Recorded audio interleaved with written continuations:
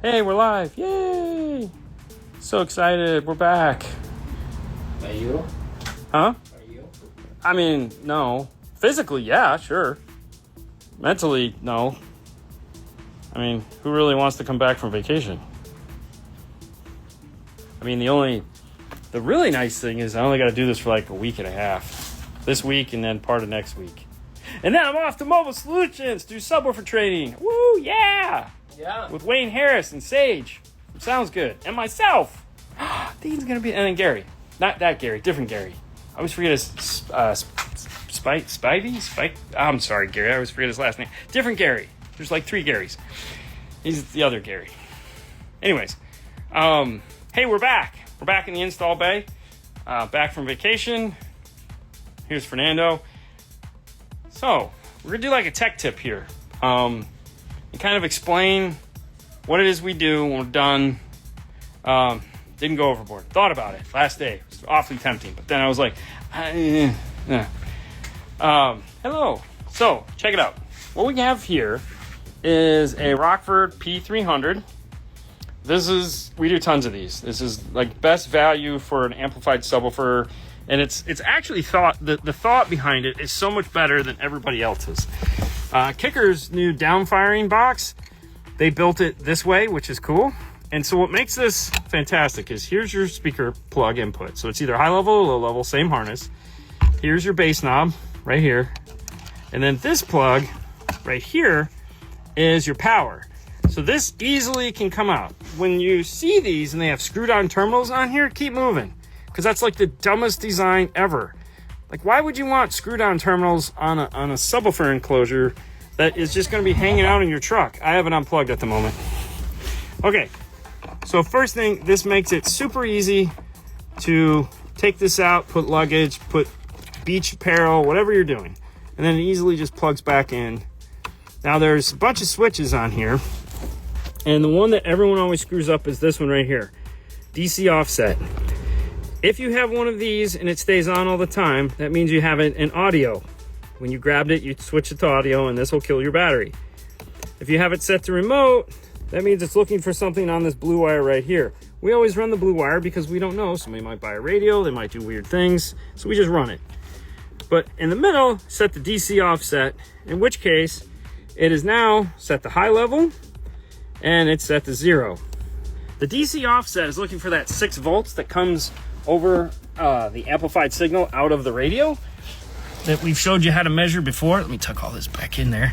And how you do that is you take your digital multimeter, go to your speaker wire, take one, the positive lead, go to positive or negative, doesn't matter, put the other one to ground, turn the radio on. You should see 6 volts DC.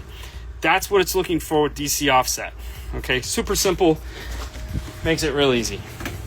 Okay, now, there are still some stupid stuff that can happen. This has a really nice high level to low level section built into it. So you don't need to go out and buy any other high level. You don't need to buy anybody's high level. Use the one that's in there. It takes up to 10 volts. So it's plenty for most non-amplified systems and some amplified systems. So what we're going to do is now, Fernando has turned it on. We're testing to make sure it works. So he's going to turn it up. So we have bass. He's going to test the bass knob to make sure the bass knob actually works. So bass knob works. There it is right there. All right, so the next thing we need to do is we need to check for noises. Now, we've already checked for microphones and ANC and all that. We know it doesn't have that. However, some cars, their DC offset is really weird, and it does bad things. So we're going to back the car up a little bit.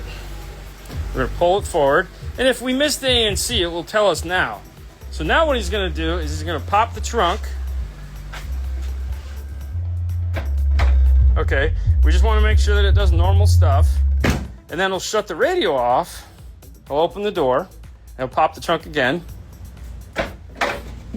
Okay, and what we're checking for is the subwoofer going crazy. So sometimes you get weird things that'll happen because the high level to low level adapter sucks. And you'll hear it'll just go when the car's off, and everyone automatically go, oh, it's got ANC. It's not ANC. That's a crappy high level to low level adapter. And as we said, this one has a good high level to low level adapter. We test anyways, just because every now and then it does weird stuff. Now, if you do a car and it does give you that after you've turned the key off and you open the door. That means you got a crappy high level to low. Go buy a better one, like an LC1i, LC2i, Epicenter Micro, Kicker, anybody's, other than the one you're using.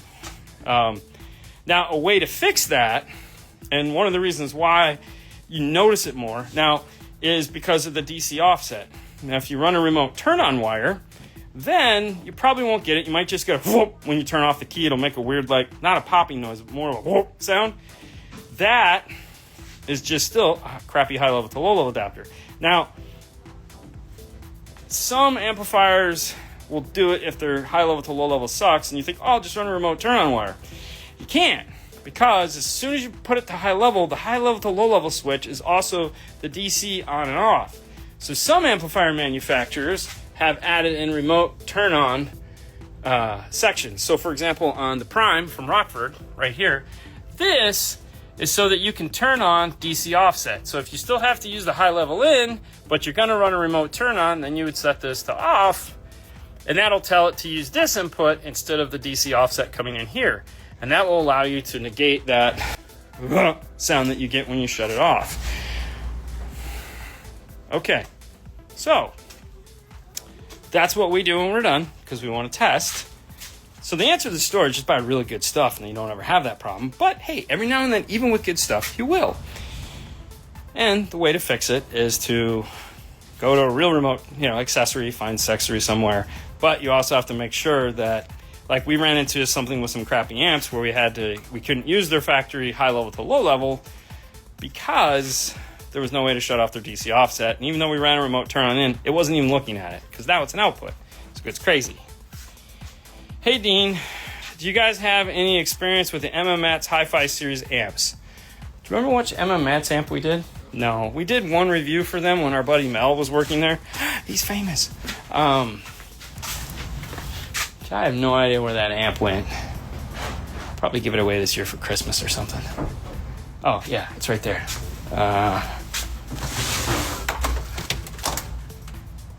This is just their Class D full bridge technology design. Yeah, no, this is just their basic sub amp. Their 1001. LSX 1001. We did an unboxing, amp dyno, and all that crap on it, but we haven't done anything else. They are here in Florida. Really nice guys. Really nice guys. But yeah.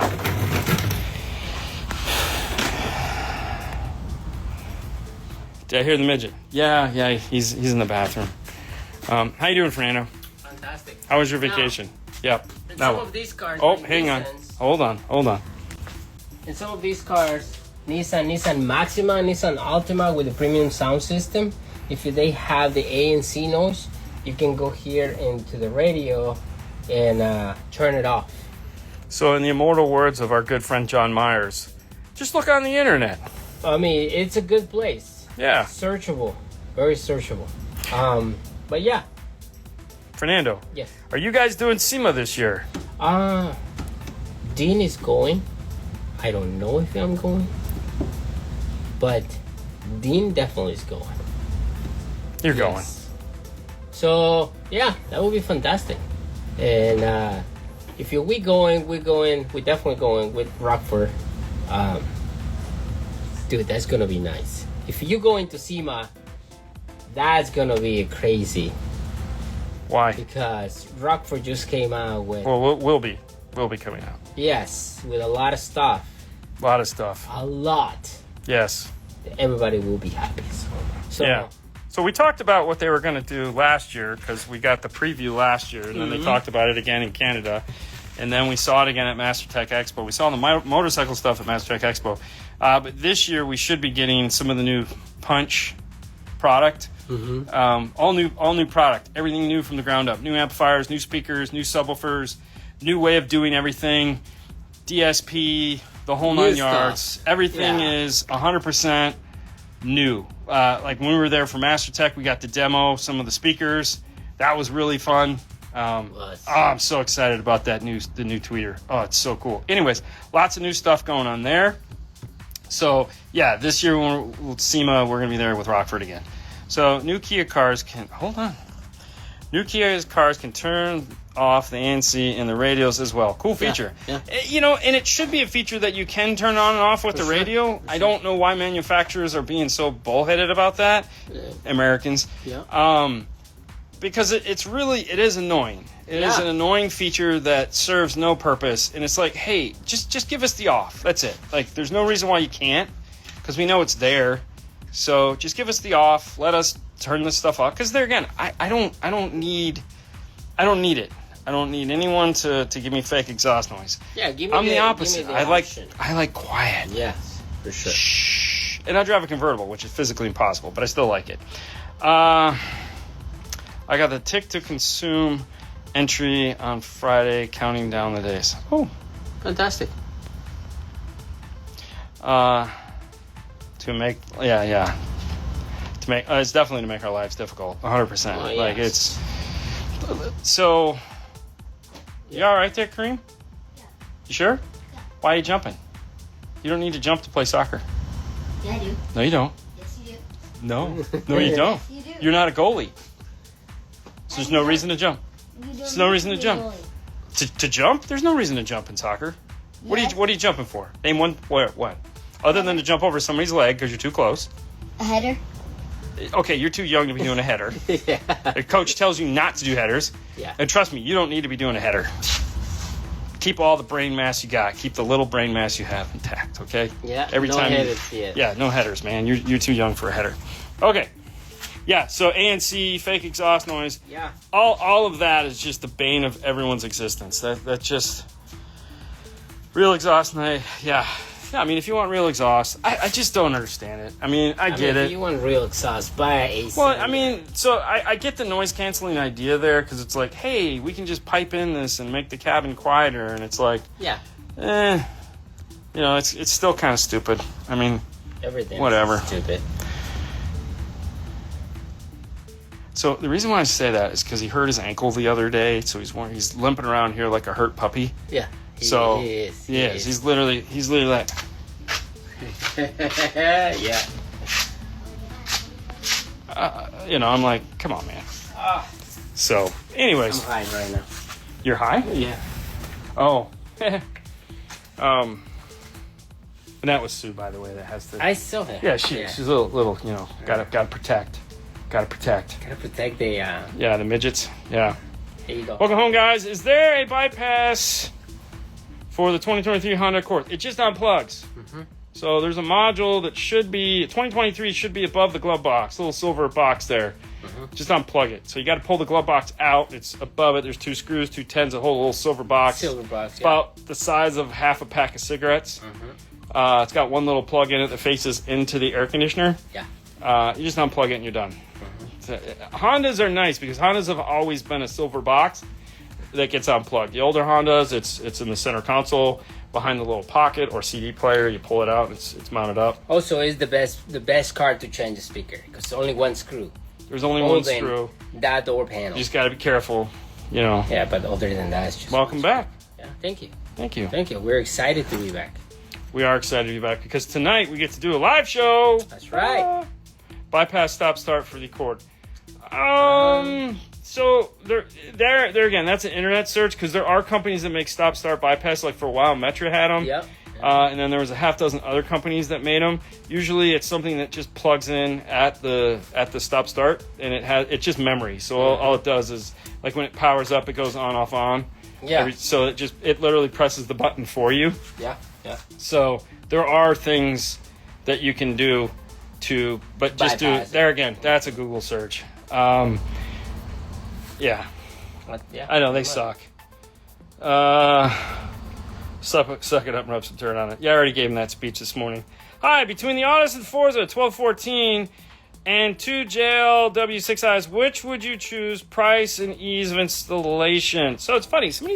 So before we left, we were talking to somebody about this because they were looking at a 12 to 14. There again, it comes down to speaker count. Okay, so if you need 12 channels of power and you're not planning on bridging anything, the 12 to 14 is going to make your life a lot easier. Okay, way better, because even though with the VXI if you want to run two of them, you do have to get the module to go between the two amplifiers so that you can use the hub. Yeah. You have to get the hub. No. Also, it's like 2 power wires, 2 grounds. Yeah, power. The installation cost alone is worth not doing Right. it. But anyways, 2 boxes. so if you need 12 channels, then just do the 12 to 14. It's a way better move. If you need to bridge channels, then that's where it becomes kind of weird. In that, because we were designing a system for an individual, and I called our good friend Chris McNulty at Electromedia USA, and he was like, it'd be better to do the 8. I think they have an 8 to 14, the C 8 to 14, and then get there's another 8-channel or a 6-channel add-on amplifier, and he's like, cost-wise, it'd be better to do that if you're going to be bridging channels, because it's a lot to be in one little box, and then when you start bridging channels, it gets like even more. So, yeah, and will Audison make a standalone Forza DSP? Love the software.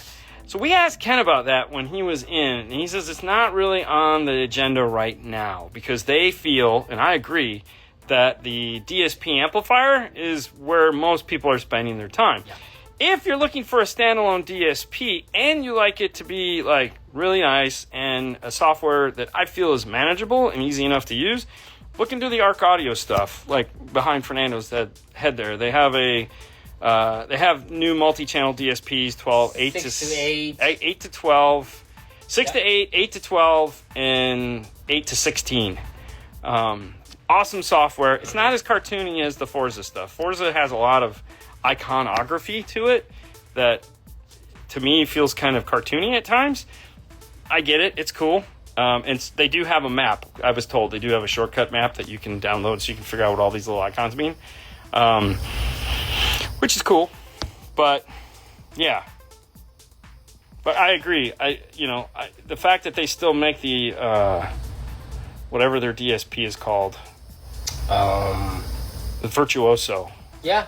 The Virtuoso. It's like, come on, guys, let it go. Either update it or cut it from the line, because there again. But that's you only have right there. You have the SR amplifiers are just there for people that don't do DSP, and I feel like Hertz is pretty much covering the standalone. No, amplifier Hertz has their DSP. Yeah, but it's not anything like the Forza DSP. I feel that they need to make the Forza DSP standalone for the Hertz guys more so than anything. Like, they need a standalone Hertz DSP that is just like the Forza DSP. So, not what it is now. That would be cool. Hey, one day, you never know. Never know. Mm-hmm. For sure. We will be live tonight at 6:30 Eastern Standard Time to take... Oh, here it was. I actually have it right here, my notes. So, let's get the C814 and the C4.D for tweeters and mids. So, doors, 814... and then the tweeter and mid do off the 4D, and then he was also going to do a 1,000-watt mono. So it would have 3 amplifiers. It's just fine because they're all 8-gauge input, so it would have been okay. Like, I think it's going to work out okay because we still only got to run a 4-gauge back, so everything will work out. Never say never. Oh, 100%. Actually, always say never, because if you want something to happen, you say never, and guess what happens? Whatever it is you said never to. Because I always find when I say, that's never going to happen, it's right around the corner. Hey, we're coming out with this. It's like, yes, you said never. Just like our good friend Steve Irby said, I'm never coming out with loudspeakers. Yeah. Until he did. Who knew, right? It'll never happen. Exactly. See? Now you're on board. Makes things easy. And Steve, if you're watching this, it was a joke. I love you, buddy. It was just a joke. I'm glad that you came out with them. Everyone is really digging. Yeah, everybody's happy with it. Oh yeah, everyone's digging Warhorse stuff. So it's so cool. 100%. That's true. Ooh yeah. Do we have the air on? We do. Damn. This is miserable today. Ugh. I gotta throw this shirt away. It looks like the neck on it is just all stretched out. It's like, it's driving me crazy. Didn't even notice that until now. All right, listen, guys, we're gonna let you go. We gotta get this delivered. We got another car that's coming in at 4 o'clock, which is 5 past. So hopefully they made it on time. and we'll get you the link out so that you can tune in tonight and ask a bunch of questions. We'll see you then. Bye. Oh, and by the way, before we go, this show is brought to you by the fine folks at MorelloHiFi.com. Oh yeah, you thought I forgot. I did. But anyways, moving on. See ya.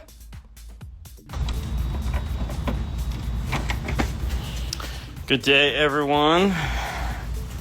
And welcome to Dashcam Central.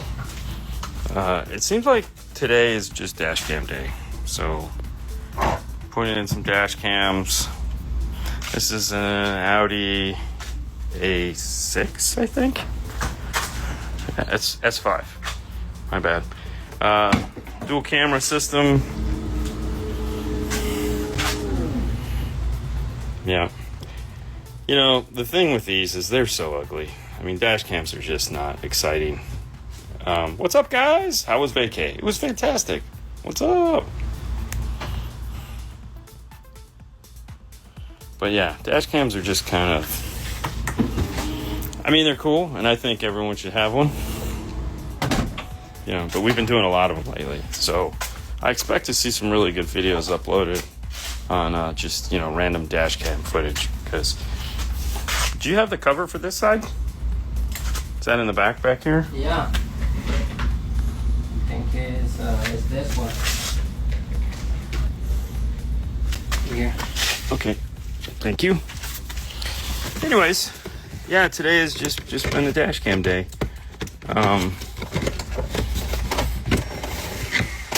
These are customer provided dash cams, so I don't know what the quality or anything like that, how they're gonna last or anything. You know, we typically will do Thinkware or Kenwood, but you know, Amazon is a fantastic place to buy stuff, so who knows. I'll be there next Monday to get my car done. Perfect. I'll see you next Monday. Hello, Bobby. Any more info on Rockford's new amps? No. I mean, it's, November. We'll have all the, we basically said everything we know about them. DSP, small footprint. Outside of that, it's really not much else to tell. There's no pictures, so can't tell you what it looks like. Don't know what the finished color is going to be. But a couple months, we'll know all that information. So, Dean, have you had any issues with the Altitude 1005 base side? No? No. But to be fair, we don't do a lot of them. So, we typically don't do too many non-DSP amplifiers. So, we really wouldn't run into that too often.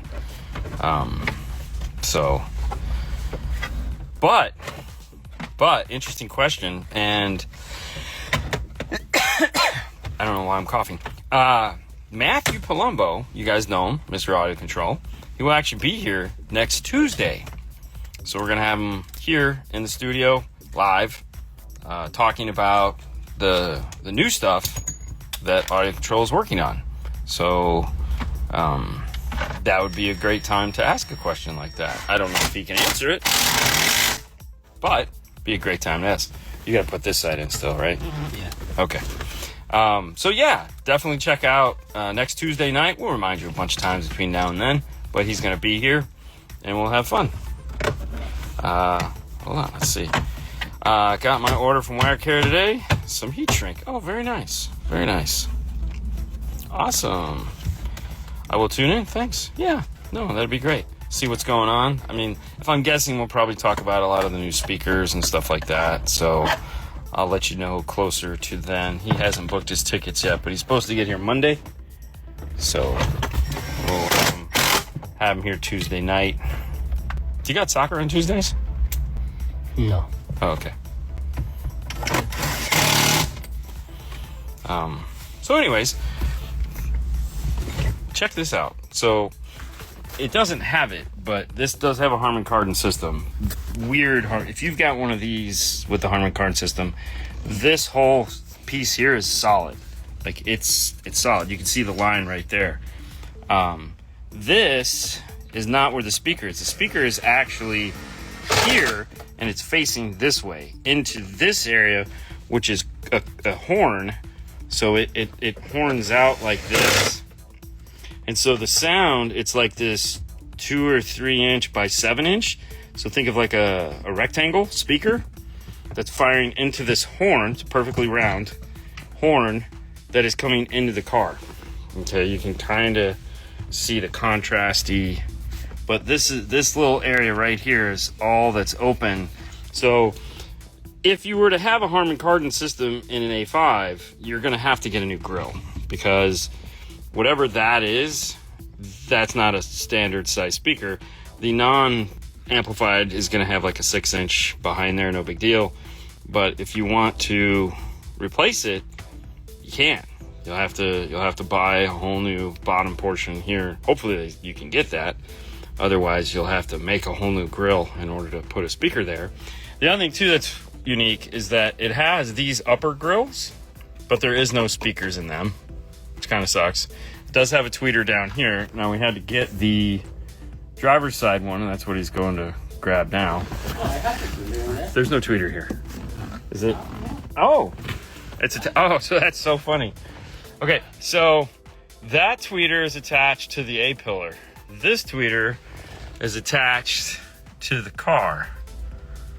Yeah, okay, so, but that's why I didn't think there was a tweeter, because it's attached there instead of here, which kind of makes sense, because this would be a really hard mount for them, because German cars, Volkswagens, Audis, they have a really hard time mounting their tweeters. Like it's just a nightmare. Like this has, like in his car, it's plastic welded in, which you guys saw in the video.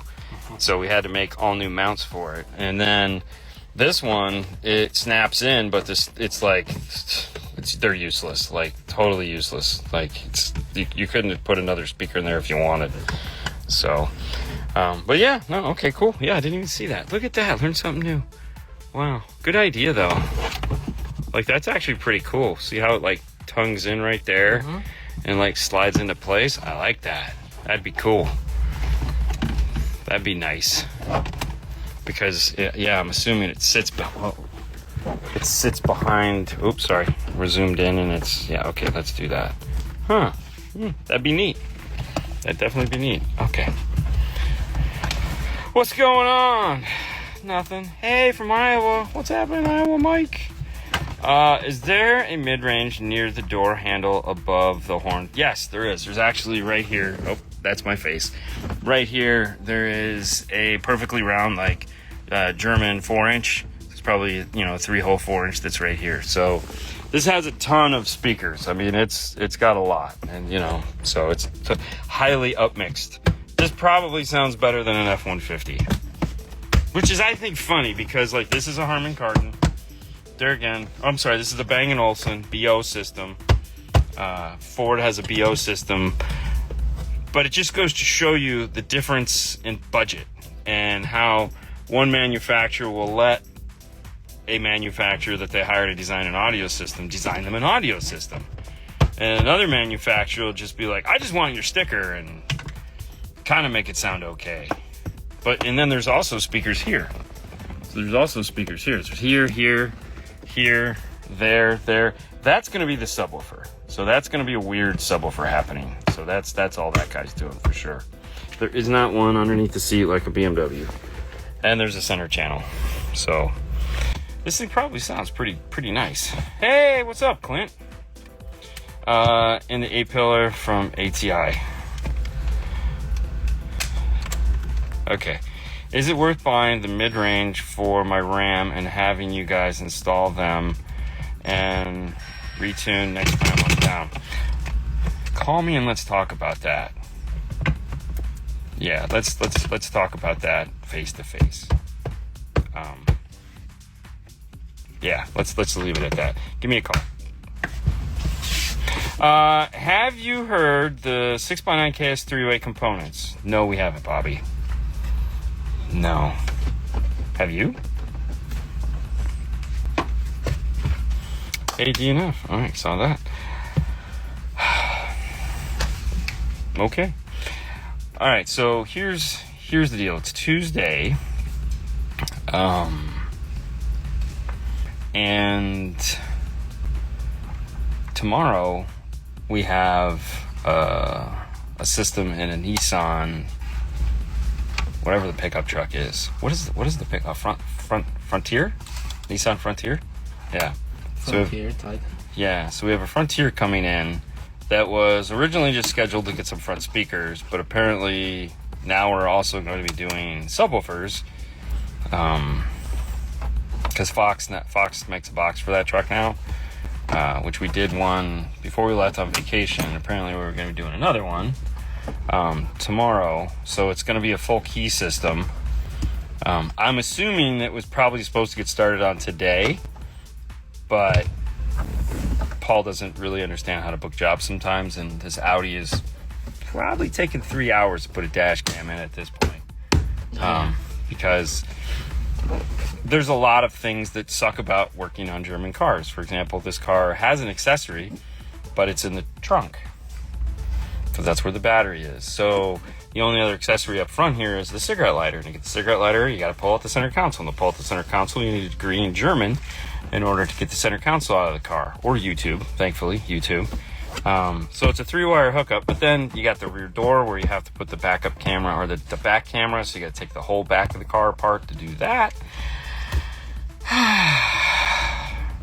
So to run a cable from there to here and then hook up 3 wires, it's 2.5 hours, maybe 3 hours by the time we're done. I think that was like a 3.5 hours. It could be 3.5. Kind of sucks. Anyways, for an 80mm mid-range, would you recommend the Focal 3KM or the Gladden Pro 80?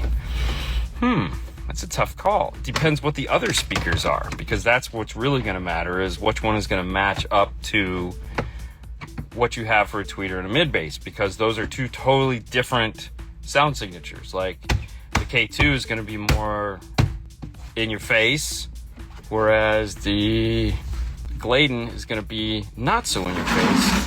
A little bit different thought process when the construction of those two speakers. So, so it really is just going to depend on like the tweeters and the mid bass you have. So, that speaker, like the Focal, is made to go with that frac tweeter, which is exciting, just exciting tweeter. The Gladden is made to go with the Silk Soft Dome tweeter. Equally as loud, but not as. So, you have to kind of think that through. What is going to work best to match up to your other drivers? Because you could end up with a hole, or you could end up with it just not performing that well. Is it true that you have to turn all levels up on the AVH W450 NEX to achieve 4-volt amp? I'm guessing RCAs, 2 amp. Okay, so here's the thing. If you want to test this, it's easy enough to do. Take a digital multimeter, play 1000 hertz test tone, 0 dB, hook it up to the RC output of the radio, turn the radio up, have everything flat in the radio, see what the radio puts out, okay? At its max volume. Keep in mind, the 4-volt output is only going to happen at its max volume, all right? Now, the idea behind a high voltage output is old thought process. Alpine coined it the best back in the 90s, which was twice as much signal, half as much noise, because now you have a bigger carrier wave, your noise is here, your signal is here, whereas before your signal was here and your noise was the same.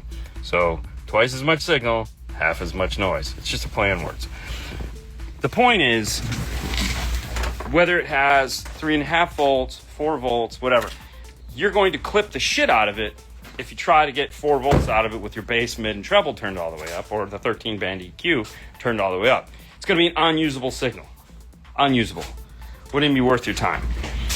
The gain on the amplifier is going to have a voltage rating that it's capable of seeing signal through, meaning usually it's a 1/10 of a volt all the way up to 10 volts, depending on the amplifier.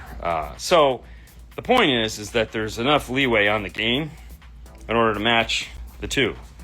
Now, if you're going to sit there and say, well, yeah, but it's not going to be the cleanest signal. You're in a car, bro. Oh, you got bros. You're in a car, okay? You start up the car. The engine is going to make more noise than the difference between a 3-volt and a 4-volt signal, okay? So, 3 o'clock in the morning, in a garage, tuning to DSP, but the only sound is a slight breeze in the background. That might be where you're going to hear it. Outside of that, you're stressing out over nothing. But if you'd like to know exactly how much is coming out of your RCA, simple test. Go to the cheap tool store, buy a digital multimeter for $35. Download test tones, play a test tone, RCA, voltmeter, put it on AC. That's what sound is, AC. Crank the volume up. See what you get for an output voltage. Try it at 1,000, try it at 40, try it at 16,000. Play it around, because even though technically it's flat, the amplifier just in itself is not going to be, a chip amplifier is not going to play a perfectly flat 20 to 20. It's just, they're shit, basically. So, and there again, there's, depending on how they've built their preamp section, it's all coming off of the same amplifier. So the chip amplifier is powering the preamp and the voltage output for the speakers. So it's all one piece now. Kind of sucks. Anyways, so yeah, give it a go. Let us know. Do you have an answer in? Do you have to swear in German while you do it? I don't know any German. I don't really know any other swear words other than American swear words. I mean, I know a couple, but nothing like, I'm not one of those cool guys that just like, I'm gonna drop an F-bomb and that's good enough for me. You know, I'm not too bougie when it comes to profanity.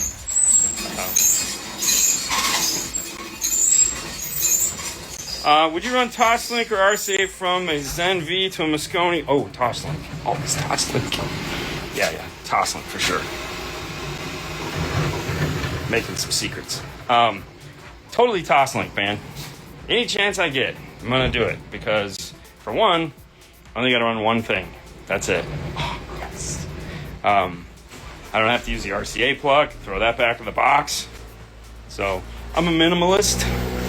So when are you expecting the DNF DSP to come out? I mean, I could just order the ARC DSP and make a sticker that says the DNF DSP. Maybe get Brad to put DNF in the software. Smashforce Productions would look really cool in the software. But 5-star, just like a 5-star instead of an ARC Audio logo, would probably be pretty cool.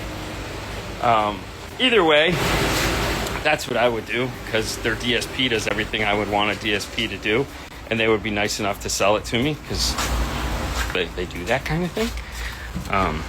So, you know, the only thing that I would want is more inputs. So I want like 12 in, 12 out. That's really what I want. I don't know. It's always something, right? Thanks. Sorry, basically meant the sub level plus 10 for voltage, not necessarily the EQ. Thanks for the info. Oh yeah, gotta be real careful on that, because okay, so awesome. That's a good segue. So subwoofer volume is a gain, all right? And what I mean by that is when you're looking at a radio and you have 0 plus 10, it's always going to be plus 10. It's negative whatever, but it's plus 10. So on a Kenwood, if you're playing your test tones and you're level matching the front and rear and trying to get the cleanest signal out of them, you're going to turn it all the way up, right? And you'll have, like with a distortion detector, you'll get no distortion coming out at full volume. Typically on a Pioneer, it's like 2 from top, so it's like 38. On a Kenwood, you can get 3 more dB out of the subwoofer without clipping the signal. So you can go 0, 1, 2, 3. 4, clip signal. 3, not a clip signal. Okay? So that's telling us basically where the headroom is that they build in, they turn that preamp down 3 dB so you don't clip the output, right? That makes sense. So, but on the subwoofer, since you have a gain up, over 0. What that means is when you're setting your output voltage or input voltage, you're doing your 40 hertz test tone and playing at negative 10 dB and all this other nonsense. If you don't go into your radio and turn up the subwoofer level all the way, if you set it for negative 10 and you leave it at 0, if you go to turn it up, you're now going to go up to probably negative 20 dB, which means you're going to be blasting the hell out of the input of that amplifier going, oh, I only put it to 10. No, you didn't. So, got to be careful with that. Now, if you have an external subwoofer volume control for your amplifier, what I would recommend doing is putting it to the 3 dB, leave it alone, and then just use your knob. And then you'll be fine. And that'll, The other thing I like to do too is I'll adjust the gains for the mids and high amplifier, but I'll just leave the sub amplifier gain all the way down, because I know that if there's a 10, someone's going to turn that sucker to 10, trying to turn it to 11.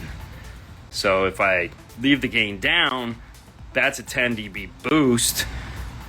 So that's going to get your negative 10 dB, 40 hertz. It's already built in. You don't have to do shit. Just leave the gain all the way down. Call it a day. But that's different than what a Pioneer. Pioneer's a little bit different. So we're on a Toshlink now. I got some really nice ones off of Amazon last week, because we were buying the Metro ones, which are super slick. They're like just a tube with shrink wrap over it. I love them. They're so easy to work with, and they stopped making them. But the company they were buying them from is selling them on Amazon. So I was like, oh shit. So I bought a bunch of them for the store. So that's pretty cool. I have RCAs at the shop, but was debating going with Toshlink. Toshlink is the way to go, man. Toshlink is the way to go. And so so the thing you got to remember is, like, if it's a Zen module, whatever your DSP is, don't get too long of a cable. So they're cheap. You can get them in meters. So it's like I don't know if there's a half meter, but there's definitely like a 1 meter, 2 meter, 3 meter, 4 meter, 5 meter. I would get 2. Always buy 2 because they're reasonably priced, and you might break the first one. It's, but keep big coils. Like if you have excess, big loops, and the fewer. So like if you can do a big loop, just leave it as one big loop. You don't have to tighten it up and don't get it small. Keep it a big loop for your excess. And put it on a flat place. Like, don't put it behind the radio. Put it on the back of the amp rack, something like that, for where it can stay nice and flat, and it's not going to get screwed up. For cars where you can't replace a head unit, but you want CarPlay, are those dashboard CarPlay units worth running? Audio signal from their 3.5 into nice amplifier systems. Every one of those that we tested has been shit. Like crap. Like not even like the mid-range. It's like no bass, mid-range, some treble, all the way down. Like not a full bandwidth output. It's just they're like made for phone. They're terrible. We had a guy that was adamantly wanting us to put one in. And I was like, no. And we literally showed him using the IRTA2. We like, this is the output from this thing. We can't do anything with this. There's not enough signal here. There's no bass. Like there was nothing.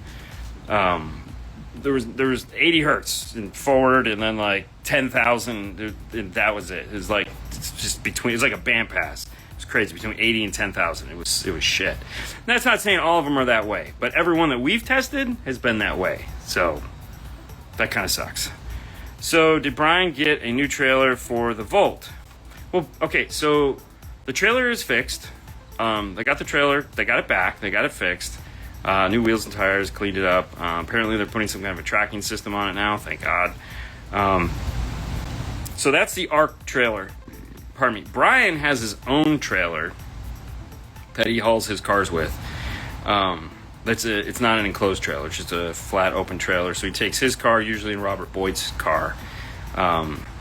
So that's usually how that plays out. But yeah. Gains all the way up. All the time. I know. I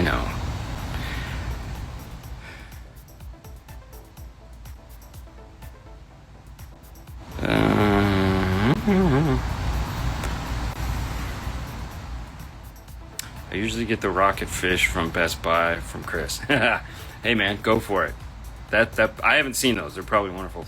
That is going behind the glove box. The amp is in the trunk. 2024 Audi S. Okay. You can there again. Just find a nice place to coil it up. Maybe behind a panel if you have any excess. Just keep it nice. Or there again, big loops. Take up space. You know what I mean? Don't run it tight. Keep it nice and loose. Don't bundle it in. Don't zip tie it into place.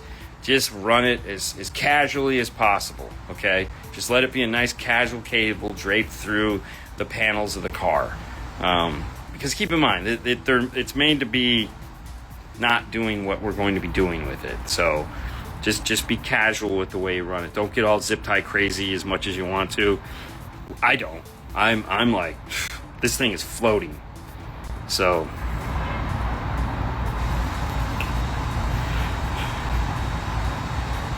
Okay, there you go. So it says Vet and Fang. I have an old Benz factory head unit. Sounds decent through the FM channels on the Bose. Well, there you go. Hi. Thanks for the advice. Yep. So anyways, it's day's almost over. We have a video we're going to film tonight. Tomorrow you're going to get a video on... You're going to get an IRTA 2 video tomorrow. We had a guy ask a question while we were away on vacation. And so I was like, that's a pretty good question.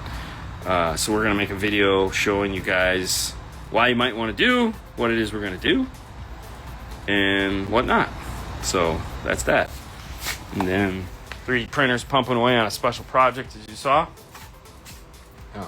Next week, we'll be here. I'll be here for most of the week, and then Thursday I leave to go to Mobile Solutions. Can't wait. Hopefully some of you guys will be there. Maybe, maybe not. I don't know. Come hang out with me and Sage. Sage is going to be doing all the cool stuff. I'm just going to be in the background doing my Little John imitation. What? Yeah! Got my terrible towel. I'll be doing that kind of stuff. Because I'm not a box builder. But that's what's going on. I was in Clearwater last week and tried to stop by, but y'all were closed. Snapped a pic in front of the shop. Sorry, last week was vacation, man. Just like you were on. Picked the wrong week. That sucks. But thanks for coming by. Normally, if we're here, normally we are here. But, yeah. Stop by, say hi anytime we're here. What's the best way to get in contact with you if I need something 3D printed for my door panel? Something like Tweeter Pod. I haven't done any tweeter pods yet, so like that's really not what we've been doing with the 3D printers. We're mainly just making brackets, so we haven't got into scanning or anything like that, which is typically what you need to do. You need to create mesh in order to do like a tweeter pod. So, and the thing is like if you want to get into 3D printing, Bamboo is going through their 3rd annual sale right now, and I think the next round starts up maybe this weekend. You could get a 3D printer for like... They have the smaller 3D printer on sale for like $250. Like it was crazy. It's crazy. Like you could get the big ones that we have. They were on sale for $500. $500, $499. Yeah, it was pretty nuts. So, like, they're getting like sickly affordable. I bought another one just because. So now we have 4 of them. Fernando, we still have just the 2 here. I have one at my house, and then Fernando now has one at his house. So everyone's got a printer to play with. But, it's worth the money, man. Just buy one. Because you can do all kinds of fun stuff with a 3D printer. And I know, because everyone's asking me to do shit with my 3D printer. I don't have anything printed for myself. Oh, I printed my popcorn tin for the... That's it. That's all I've done. Did you leave any zip ties on the cruise ship? No. So what I did do is I took made a bunch of 3D printed fish with a Mickey Mouse for the tail. So the little bonefish that we make. They're cool. I take them with me wherever I go when we go on like a trip. Like I took a bunch of them to Canada and that 5-star logo on the tail. This one had a Mickey Mouse on the tail.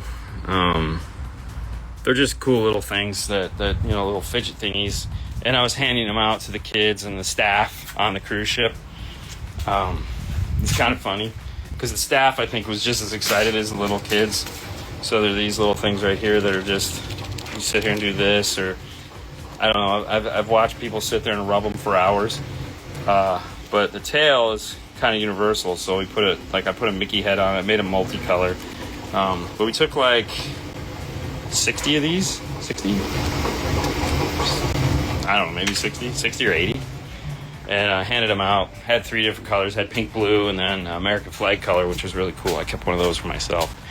But yeah, that's really, zip ties would be weird, but maybe next time.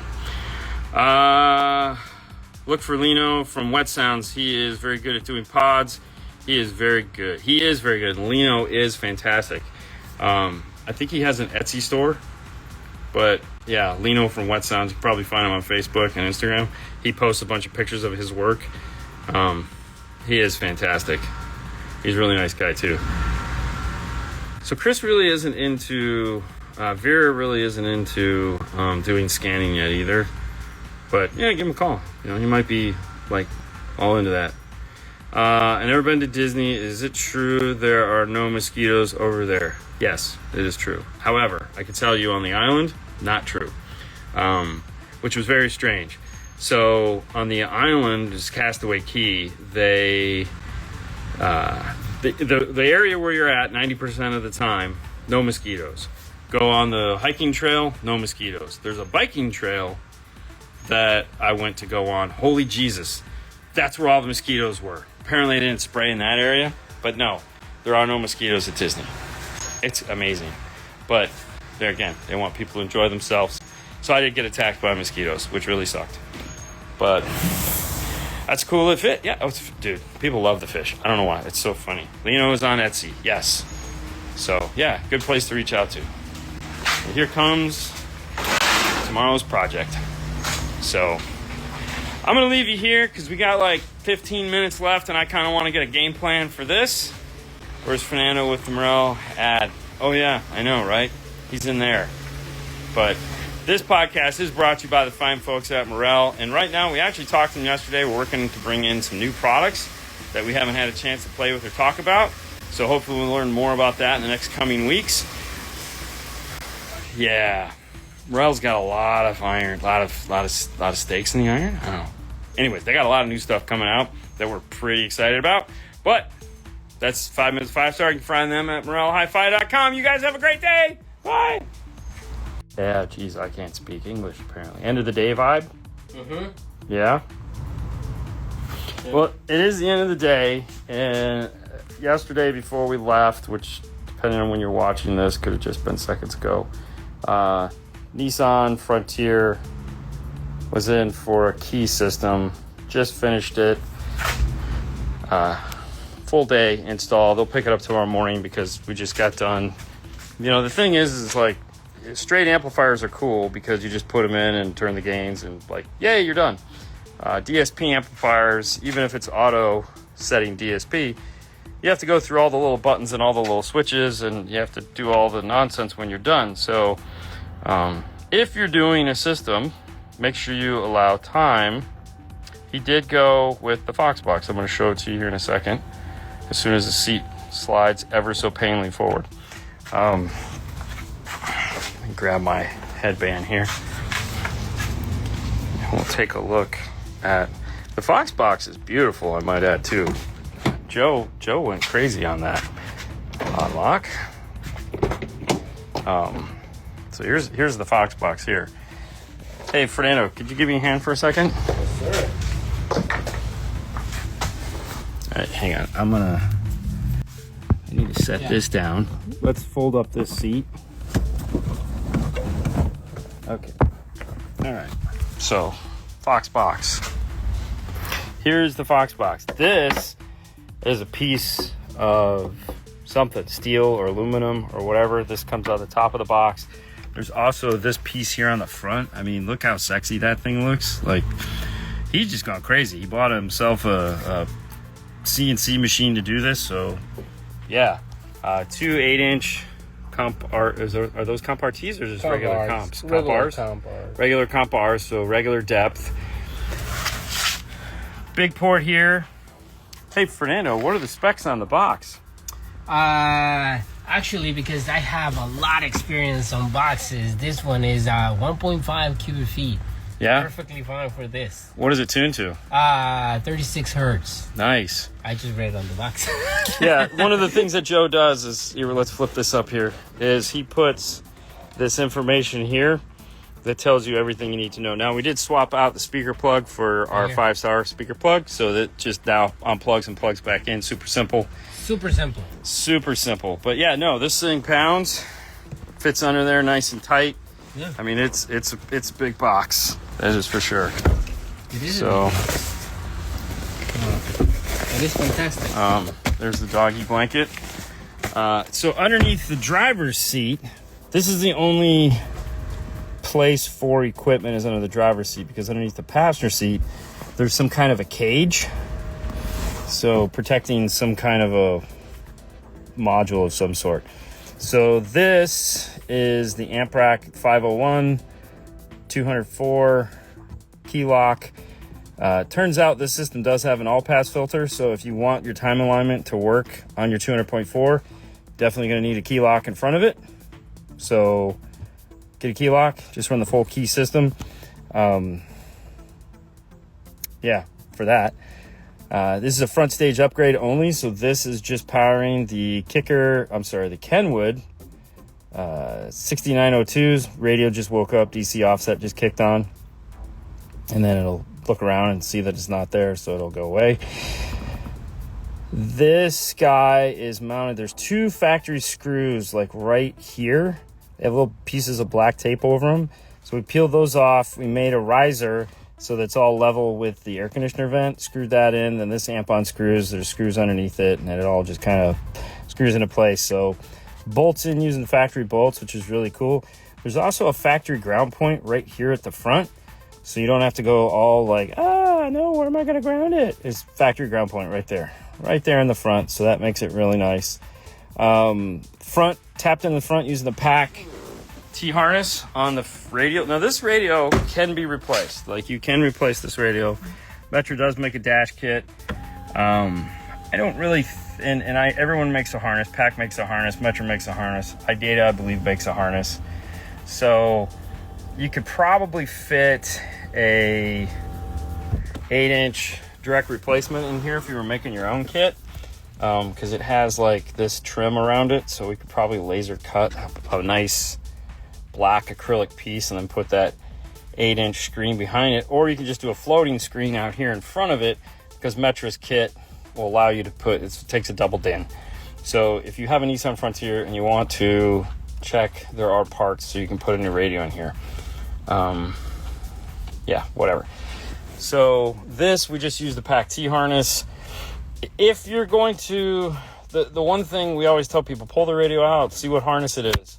Hold on, I'll check for you in a second on the part number. There's 2 harnesses on the back of the radio, and they're stacked on top of one another. So if you pull it out like this and you look down, you're not going to see the factory harness, because the factory harness is on the bottom of this. There's only a single DIN radio right here. The rest of this is just open cavity. Like, there's nothing there. And the harness is the standard Nissan harness that they've been using forever. So it's not even a new harness, but it is hidden. This is the pack part number here.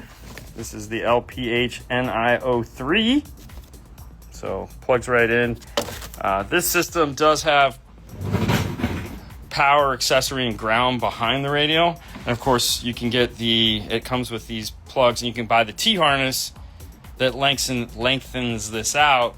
So if you want to just make it all plug and play when you're done and not have to deal with all that, you can get this guy, which is the LPHEXT17, and this has all those plug ends so that you can just high level, low level, in and out, easy enough. We did use a load resistor, plenty of room on top of the radio for the load resistor, so that made it nice.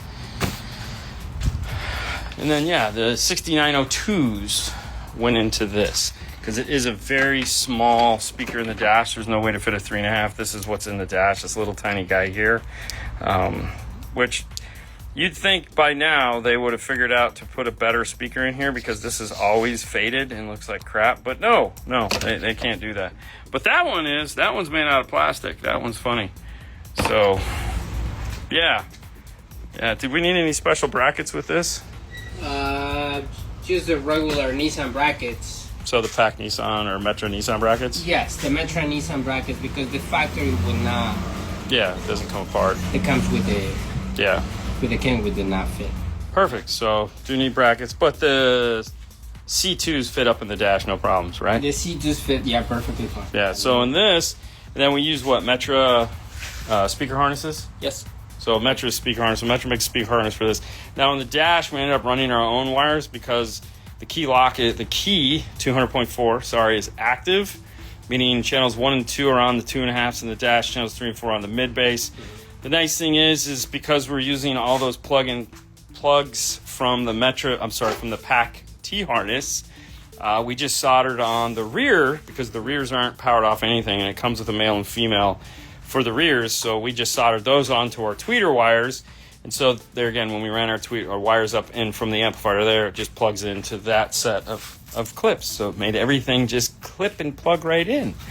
This is fantastic. So yeah, everything just plugs in. Now this did have a Rockford P308 in it that we put in like 2 years ago, because this is what, a 2020, 2022? This is not 2 years ago. Yeah. No, it's not. It's a 2022. So we probably did this year and a half ago. Yeah. And he was coming in to get new mids and highs, and somehow Paul sold them on more bass, which just blows my mind, because Paul typically doesn't do that. It's 2023, Paul says.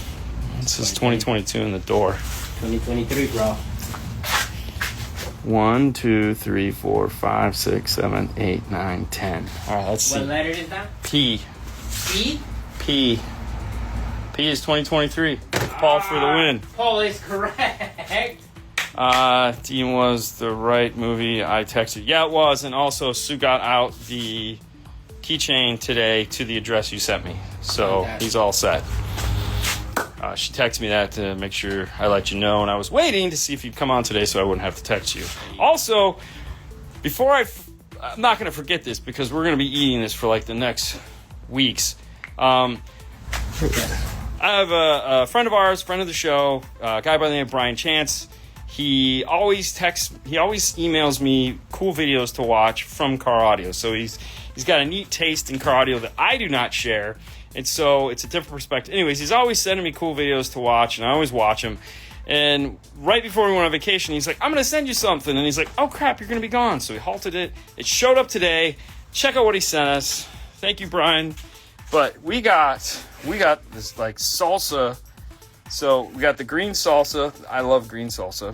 We have the original salsa. This won't be hot enough for Fernando. And then we have smoky chipotle hot. This I'm really excited about trying, because I love it when it has like a smoky taste to it. I get to feel like all bougie. Anyways, then in this box, there's more. So in this box we have, I'm excited about this. So we have salsa con queso dip, medium. Ooh, got a little fire. And then we got medium chunky salsa. I love chunky because it's like a mixture of Italian and Mexican. It's like spaghetti. And then we have chunky salsa and 2 mediums. Is that 2 mediums? Yeah, 2 mediums. So we'll be eating this stuff for months to come, probably. Really excited about that. So, Mr. Brian Chance, thank you so much. I plan on going to get some Tostito restaurant tortillas. Maybe scoops. You like scoops? Cool. I mean, it's all the same, right? It's all form factor. Yeah. Scoops are cool because you can get more salsa in it. Yeah.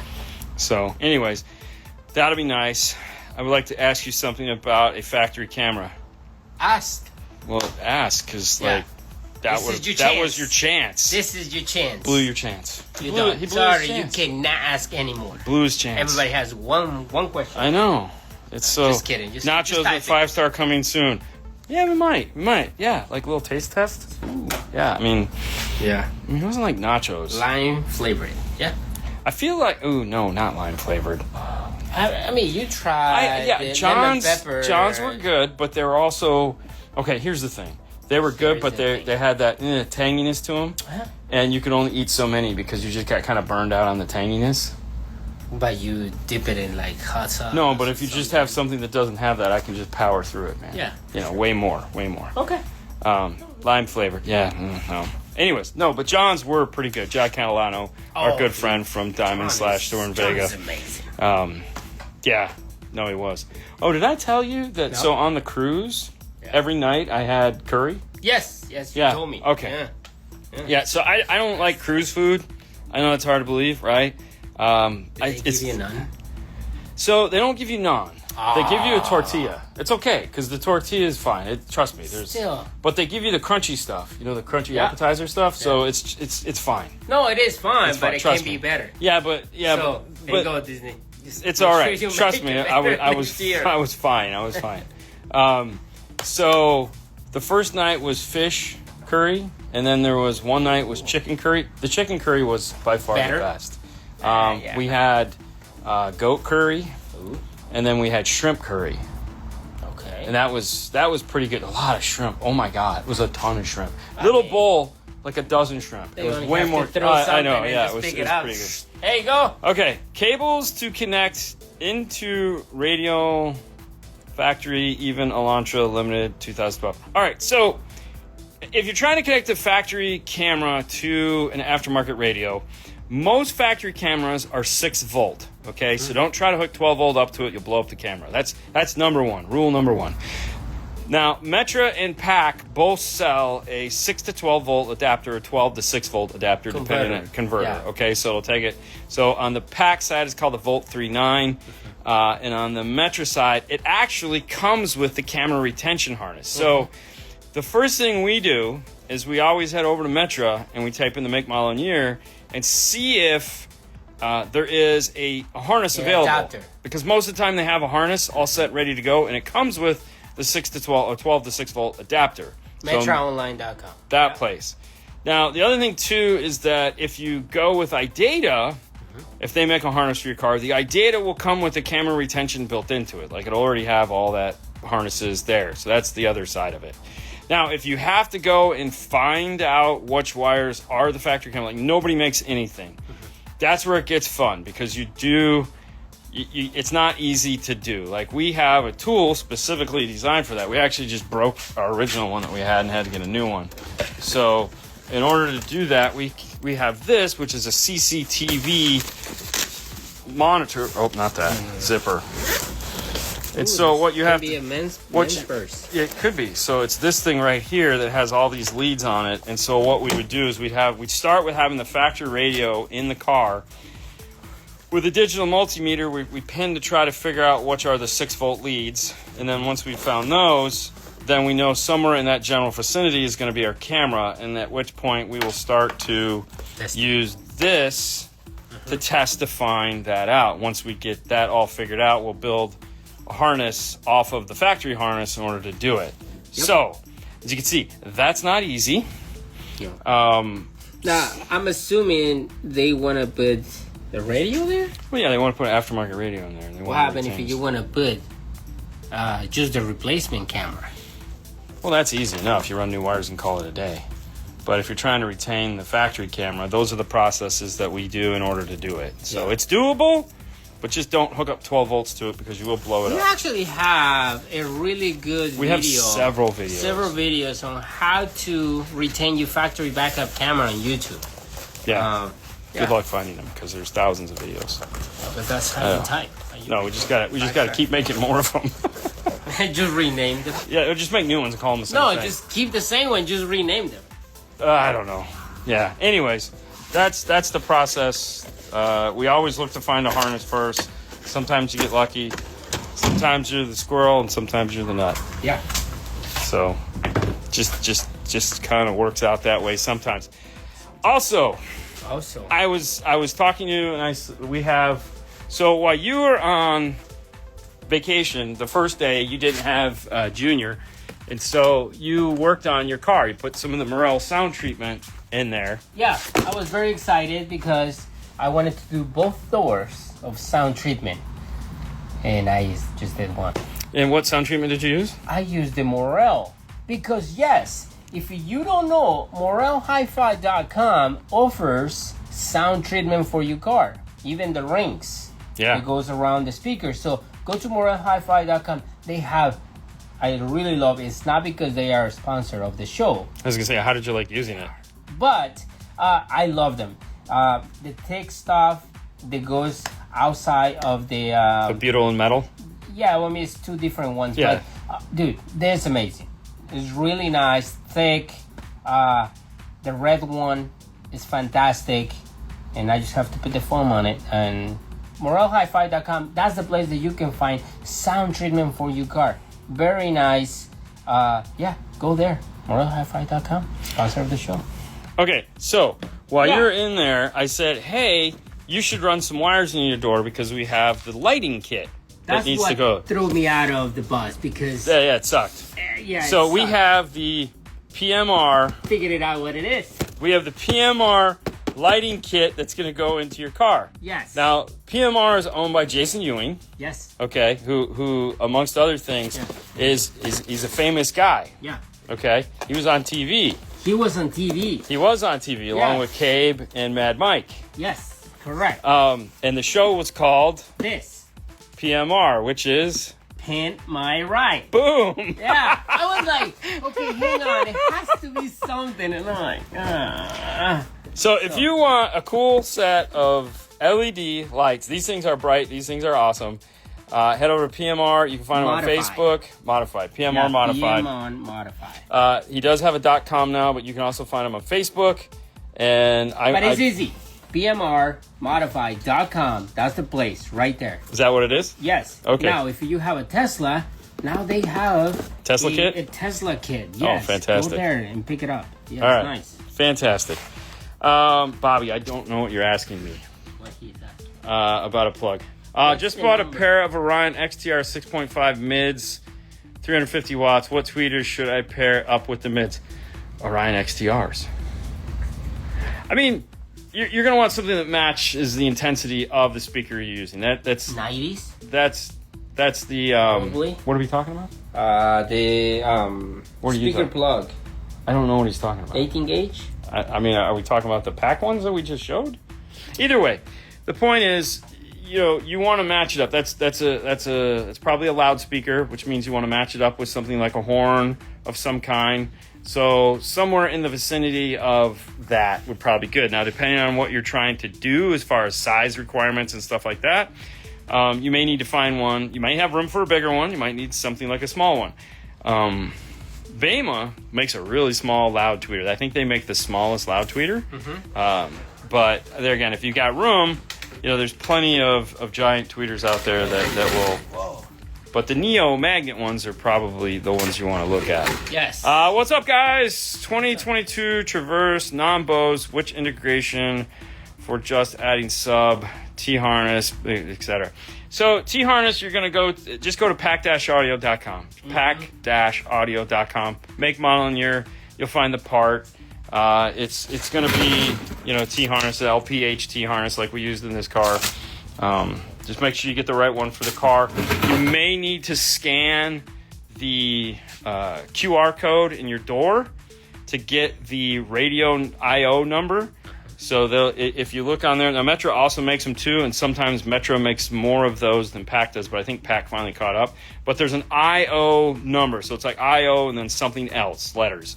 So if you scan the QR code with your phone and then just open it in Google, you'll see you can be able to go, and then you got to buy the corresponding harness that matches your I/O number. So, and then the other thing you may have to deal with is noise, but let's take it one step at a time. The yellow ones. What yellow ones? You mean the butt connectors? XTCs? Oh, the XTCs? The XTCs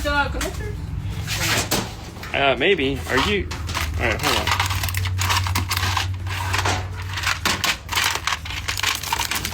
Are you talking about the thin ones, the small ones like this that we just got? Because Like I just typed in surface mount XTC 60s, I think. Yeah, XT60 surface mount on Amazon, and it came up with those. And then the 90s are the big ones that are black. And then they don't make one for a 30 or a 15. Just ordered the pack harness. You saved me after hours of looking for something like that. Listen, this stuff is easily available. It's just not easily available. It's the best kept secret. Pack-audio.com, metraonline.com, iData or maestro.com. That's the 3 places that we go. That's where all the stuff is. You gotta type model, number, year, everything, and then we give you the information that they have for your car. You bet. Cool, thanks. No problem, Bobby. Okay, it is 6:10, which means it's time to get the heck out of here. This will go home tomorrow morning. We'll start anew, and then we'll see you guys tomorrow. You guys have a great rest of your day. MoraleHiFi.com. That's good. Got it? Yeah. Yeah, it looks nice. I know, right? Yeah. It's a great idea.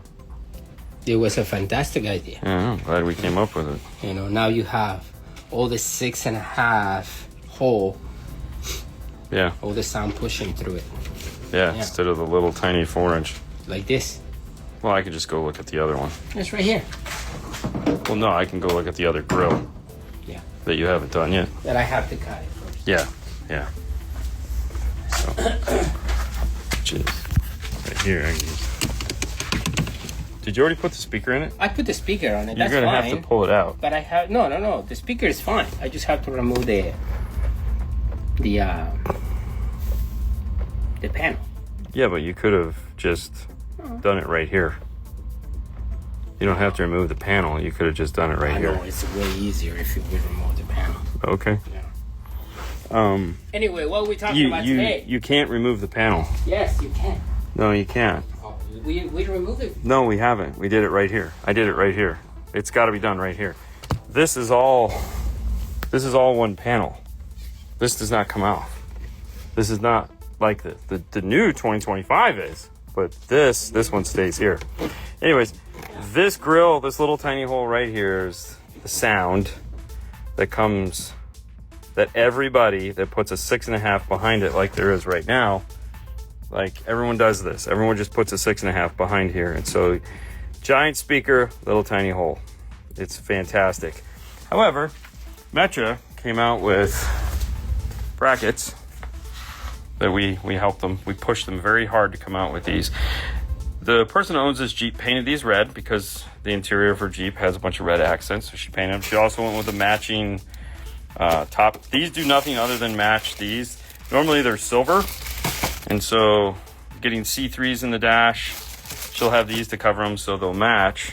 And then here we're putting a set of X. I just want to let you know that you are correct. Nobody doubted that. I doubted. You were the only one. You were the only one doubting that. Yes. Anyways, that's because I did that side last time. Probably. I know I did. Anyways, so obviously we're working on a Jeep. Go figure, right? Jeep F-150. I did not get him a new creeper yet, for no other reason than I just haven't thought about it. A new what? The creeper, the red thing on the wall over there that rolls underneath the car. Oh no. Yeah. That's what they call it? Yeah, they call them a creeper. Why are they going? I don't know, because they're creepy. Anyways, so the grill, it comes with a bracket. If you've ever done the Harley Davidson stuff where you cut the bag lids, same basic principle. Mm-hmm. Works the exact same. Yeah. So this grill, that grill, those two grills. This grill's just here so that it matches this. We'll put this back in this box here. Mm-hmm. And you don't need that grill. They sell them separately, but obviously if you want them to look the same, match and look cool, yeah. that's pretty nice feature. So that's kind of fun. But normally they look this silver right here, and they have them for the new ones and the old ones. So JLs and the new JL Dash. So if you're looking to do that, Nano needs the orange Daytona Creeper from Harbor Freight. A lot of the times it's just I haven't thought about it is really what it comes down to. It's not a matter of like, oh, it's just I haven't thought about it. Yesterday, we'll get back to this Jeep in a second. Yesterday we talked about our good friend of the show, Brian Chance, gave us tons of queso. Yeah. So we have a whole Christmas tree here. Last night I went and picked up some scoops. So later today we'll be eating some of this. Then today, apparently he's like, you guys like barbecue. So barbecue sauce showed up today. So we got some barbecue sauce and some cool little zip tie toys. But yeah, so probably gonna take this one home because I like this flavor. Anyways, so thank you again. All right, so what is going on with this Jeep? This is a two-door JL, and it's getting a lot of stuff. So first thing it's getting is the new 12-inch Horizon Jeep kit. And for those of you that are like, I was thinking about that, but I'm worried about like, what does it do for the AC things, and how does that? So this is the factory AC, and so what'll happen is this will stay open like this, and it comes with this piece here, and this essentially sits over it just like that. Okay, and so that's what happens. So this actually doesn't, you don't lose this, it just stays there, and this sits on top of it. So that's how they got that giant display screen in there.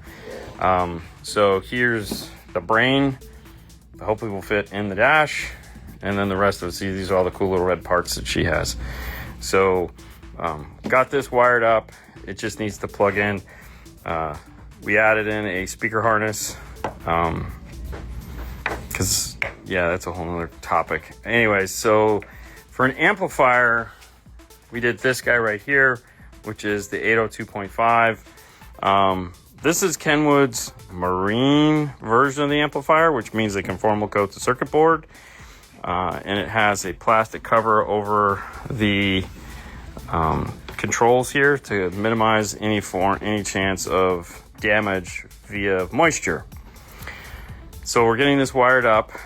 This is the Metra bracket. Metra has a complete set of parts for the Jeep, which I love. So they make the grills for the front, the grills for the back, the amp brackets, all kinds of fun little pieces that through a combination of Pack, aka Stinger, and Metra, you can pretty much outfit your Jeep pretty successfully with all of the cool little add-ons that are specifically designed for them. So that's awesome.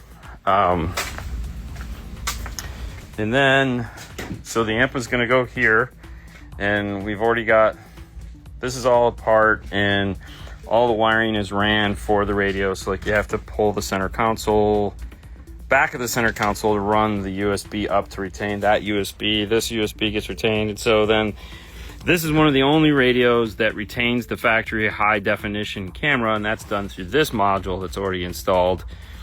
Because it comes through the HDMI on the radio. It's kind of a neat idea what they came up with there. No, the AC airflow it's just vents in front of vents, so it's not, I mean, this is it right here. So it just comes through. I don't think it would be a problem. So anyways, we'll find out soon enough. I mean, there again, we'll find out soon enough. You still have all the other vents in the car though, so you're good. Dean, thoughts on using colored paracord? Man, it's a pain in the butt to run through. It's great, looks fantastic when you're done. It's hard to run through it. That's really what it's just because, yeah, it's just hard to run through it. Looks great though. Just, I would say anything over 2 or 3 feet, find something else, because it's not like Tech Flex or Flex. It doesn't. It's this stuff which is paracord. This stuff is just hard to run wires through. Everything gets snagged on it. It's just, it looks great. Pain in the ass for sure. All right. So anyways, that's what is happening in this Jeep.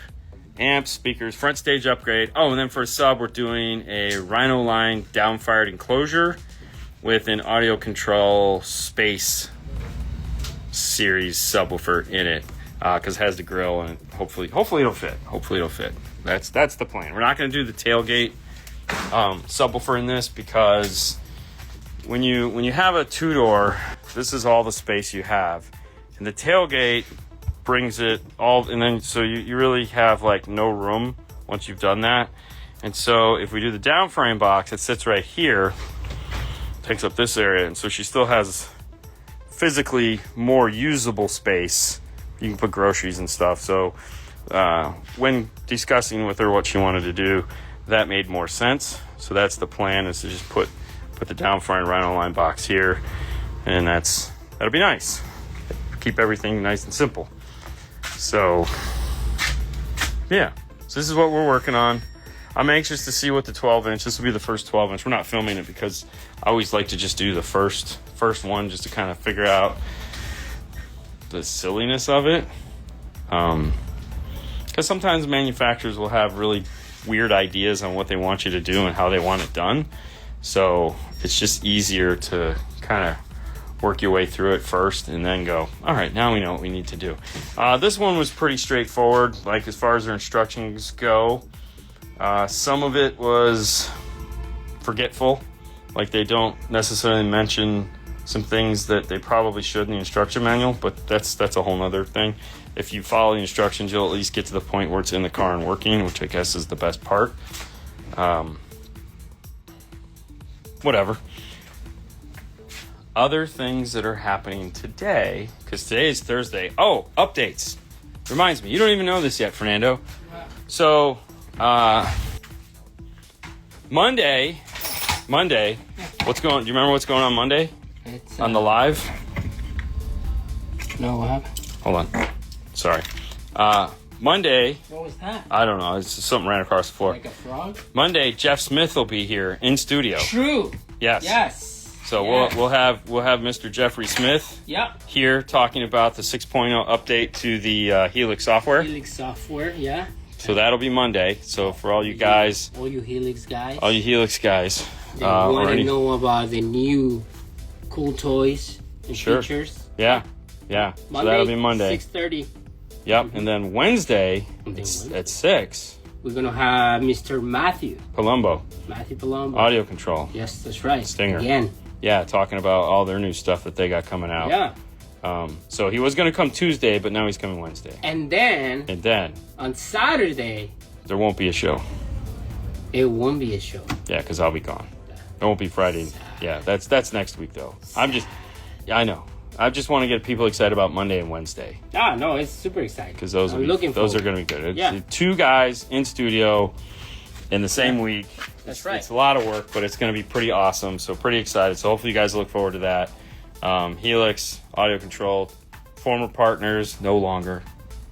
It's funny. So I was telling you last night I was looking for those photos of, and there was a picture that popped up of former employees of a specific company. Ooh. And there was only one guy out of like the 9 people in the photo that are still there. Wow. I was like, oh wow, that's pretty interesting. It is. Yeah. Anyways, tonight is Thursday. Yeah. Which means if you're interested, yes, you can head over to the Hi-Fi Vegan Network and you can listen to 2 guys talk about car stereo and all the nonsense, basically nonsense. And then after that, we're going to talk about the Poop Cruise. Have you watched that video yet on Netflix? It's called the Poop Cruise. So they have a whole series. I saw it. The flood. Yeah, the whole thing. It's fantastic.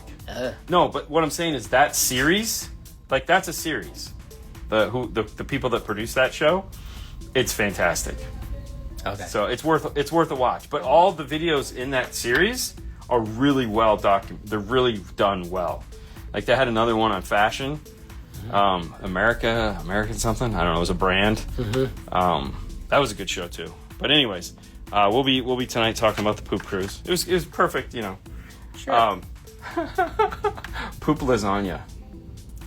The guy is an Indian dude in it. He goes, it was like I'm not even gonna do an imitation, but he just called us like poop lasagna. So So what would happen is that the plumbing stopped working. Yeah. So they told everyone, you need to poop in a bag. Okay, yes. Poop in a bag. Not a big deal. These people were freaking out about pooping in a bag. Okay, so what would happen is not a big deal. People would just poop in the toilet and then put toilet paper over it and then poop on it again and then put toilet paper over that. And so the chef, this Indian dude, called it poop lasagna. No, that's just wrong, bro. That's just wrong. Oh, it's so bad. But it's a great show. Anyways. I'm not gonna eat lasagna anymore. I don't eat lasagna, so it's okay. That's just bad. That's just bad. So next week, for those of you that are still, there's still a couple spots available if you guys want to Next week. spend the money next week to head out to Mobile Solutions to do the subwoofer class with Wayne Harris, Sage, myself, and a couple others. Yeah. It's going to be a fantastic weekend. Yeah. There's still space available, which is unbelievable in a Mobile Solutions class because they always fill up and book up. And so if anybody has been on the fence about, oh man, now is the time to take advantage of that and head out there. It's next week. I know it's soon, but sometimes you just got to make these decisions in life that you want to do things that are awesome to make yourself better. So if you've never been to Mobile Solutions and you've been on the fence and it always sells out, there's still a couple seats available on this one. So this is your time to get out there and take advantage of that. Yeah. So it's going to be a 4-day class. And those classes are fantastic, man. Dude, I can't even tell the surprise, but it's going to be awesome because Sage is really going to make this thing special for everyone that goes. So did you show him? Yeah, I showed Brian yesterday, but that's what he told us. No, but not to Sage? Yeah, he knows. He knows. Because Haley showed him. Okay. But what Sage is doing is going to be next level awesome. So it's going to be a fantastic weekend next weekend. But we still have to make it through this weekend. We still have to make it through this Jeep because, hey, it's a Jeep. Dean, thoughts on using colored paracord? Got that one. Is it worth it? No. Out of the two, Morel Sensus and Focal Flax, which one has the better mid-bass? Probably about the same. Mm-hmm. Just totally different sound. Was thinking of using it for RCA inputs into my DSP. Unless you're going to hand make the if you're going to hand make the RCAs, yes. Yeah. If not, no, because you'll never get it over the end. Unless you're going to buy the big one. 3-in-1 heat shrink. So loose. We use 3-in-1 heat shrinks. All y'all do in the Horizon 12 volume knob. No, there is no volume knob in the kit. I'm hoping that the factory volume knob still works. So, but no, there is no volume knob in the kit. What's up, Dean? Good afternoon. Hey, tech tip of the day. Go slow, pay attention. Read the instructions twice. Listen, technology is crazy. It's not your friend. Just be patient. The older you get, the less you need to rely on technology. I don't know how we have somebody that's 70 years old in the Oval Office that's capable of using modern technology. Hey. Like, I know my dad can barely use a cell phone, and he's 80. So, whatever. You gotta get up to date. Jeff Smith, where's my CDs? We have them all here. Nobody uses. Saving my pennies for Helix. Seth from Vox next week? No. Is Paul going to carry the new Power Acoustic Single-DIN touchscreen decks? Probably not. Fernando needs to bring the Taos to the show at OTS. It's got like finished. One door dynamatted. It's one door, yeah. I'm sorry. Morel matted. Yes. He might carry the Aria. Maybe. We just watched Poop Cruise on Tuesday. It was pretty good. The fashion one was crazy. American Apparel. That's it. Have you ever heard of American Apparel? Yeah. Oh my God, dude, that one was nuts. Dude, basically, moral of the story is all the fashion shit I've watched, you don't need to be in fashion. Being in fashion, bad idea. Hold on. What up? 2023 Toyota Tundra non-amp system. I've added from head unit LC 7i Pro to kicker 200.4 for front dash speakers. I'm not getting any signal to the kicker key. Test for continuity and all. Okay. 2023 Toyota. 2023 Toyota, they have a T-harness for that, so hopefully you use the T-harness. If you didn't use the T-harness, that was probably a bad idea. You need to make sure load resistors are on. So it should be the middle, I believe, load resistor. But the problem is you went with a kicker 200.4, which has time alignment. The LC7i Pro is not going to allow you to use time alignment correctly because that car is going to have an all-pass filter, which is going to screw up the audio from the auto DSP settings from the microphone. So your center is going to be off drastically. The only way to properly do a Toyota with a key 200.4 auto to work, you need the keyloc from Kicker that has the de-equalization portion of the kit in it to de-EQ the signal so you can then re-EQ the signal and apply time alignment. The LC7i Pro has the load resistors built into it. The keyloc does not, so we always put a set of the audio control LG greens in front of it. While you have no audio, you could have blown up the radio. So the best bet is to take a digital multimeter, set it to AC, play a test tone into the radio, something like 1,000 hertz, 500 hertz, doesn't matter. Pick a test tone.